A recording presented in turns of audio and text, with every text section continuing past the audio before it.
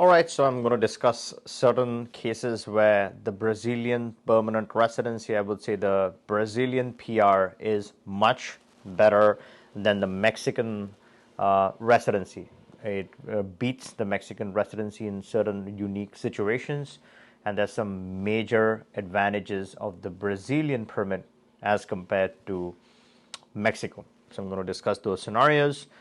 Also, I'm going to discuss a couple of major cons of the Brazilian residency because that is important. So once you take the major advantages, you have to also consider the major disadvantages so you make a more informed decision when you're choosing between a Mexican permanent residency or temporary residency and a Brazilian permanent residency. But before we jump into it, make sure to subscribe to my channel so you don't miss out on any important analysis and any new programs that release within the RCBI domain.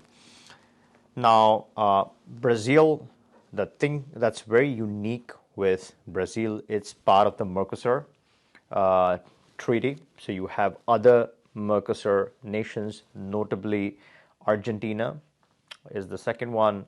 Then you have Paraguay, and you also have Uruguay, and then you have a lot of other nations. Venezuela used to be part of the Mercosur, but it's out. It's not part of it anymore.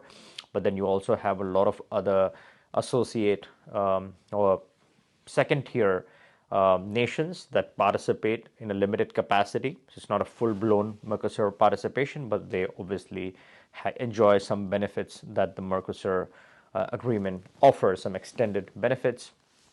And you have countries like Ecuador, Peru, and a host of other nations. The whole list is available.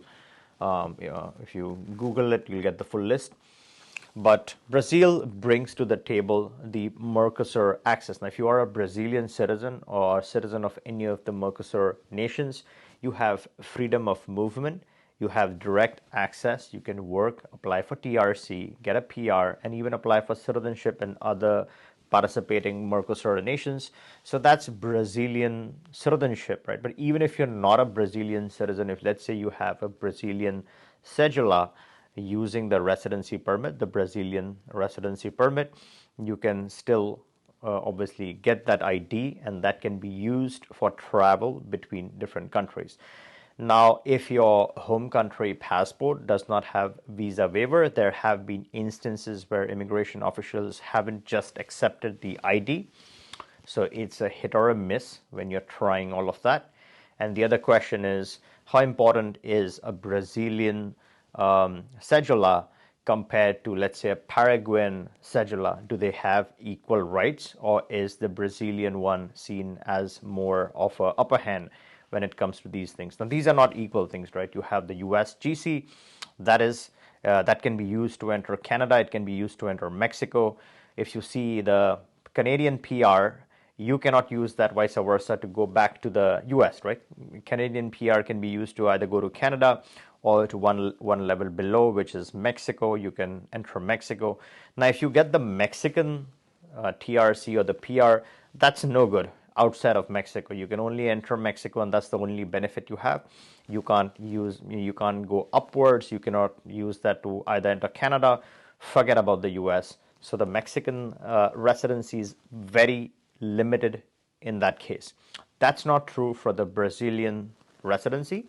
As I said earlier, it has that Mercosur freedom where you can use the Mercosur ID, or let's say the cedula, to possibly travel, use that as a travel document to travel other nations. Again, the important thing over here to remember is, does your home country passport have visa free already? If it does, then it's a straightforward case. If it doesn't, then it could be a hit or a miss. And this is not immigration advice. This is educational content and my analysis based on realities and experiences on the ground. Now, when you talk about, now that's the biggest pro. That is where I would say the Brazilian PR knocks off the Mexican PR out of the water. That's a very, very big advantage, the Mercosur access that the Brazilian option has. That's the advantage. The biggest disadvantage now, right? The major con when you compare the two, one is The citizenship, right? The time to citizenship. The Brazilian may sound 4 years, but then you also have to take into account the processing times. The Mexican citizenship process is very streamlined. It's very well run program. Now, if you have missed my coverage with my attorney, I discussed this the Mexican citizenship process in a lot of detail, how fast it is and how streamlined and how effectively the office functions. If you've missed that video with my attorney, you can take a look at that video using this link above. But the Brazilian citizenship process may run slightly longer. Again, it's a hit or a miss. If you're lucky, you get through at the right time, the workload is less, you get the right officer, maybe you get processed faster. If it hits the shelf, then it takes much longer. In some of the other Latin countries, the citizenship can take years and years and years and years to complete. You might qualify in a couple of years, but that does not mean anything.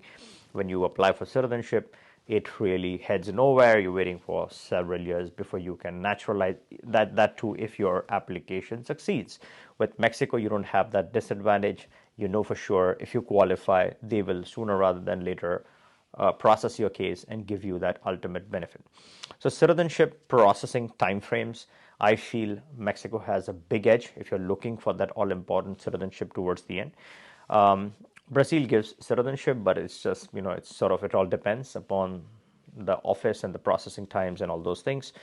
Now, the other big disadvantage or con with Brazil is the residency requirements. Now, although the residency permit itself, if you're going through the real estate route, is very flexible. You're looking at, let's say, a month, a year at least, in some cases to save your residency. But if you're talking about citizenship, then you have to live all the time, right? You've got to be a tax resident.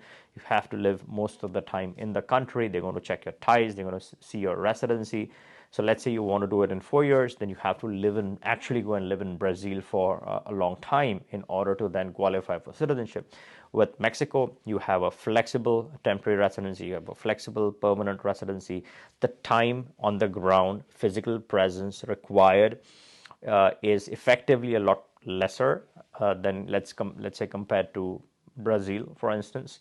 In Mexico, you have to have lived a year and a half in the final 2 years. Again, I've discussed this in that interview with my attorney. If you've missed it, it has a lot more detail about the citizenship process of Mexico. So that is where I feel you have a more defined process. You know how many days you're staying. You can knock it off at one time. You move there and you spend the time and then you qualify for citizenship.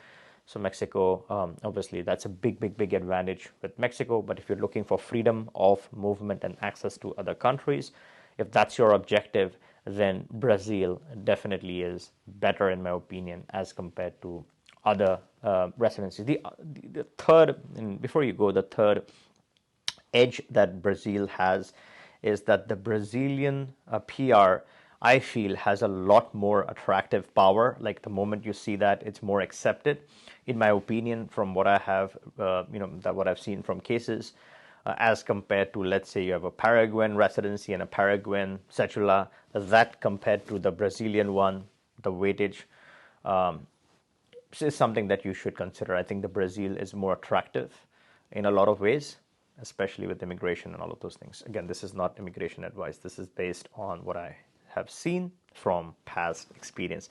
Now, if you like this video, give me a thumbs up, make sure you're subbed, and catch you in the next one.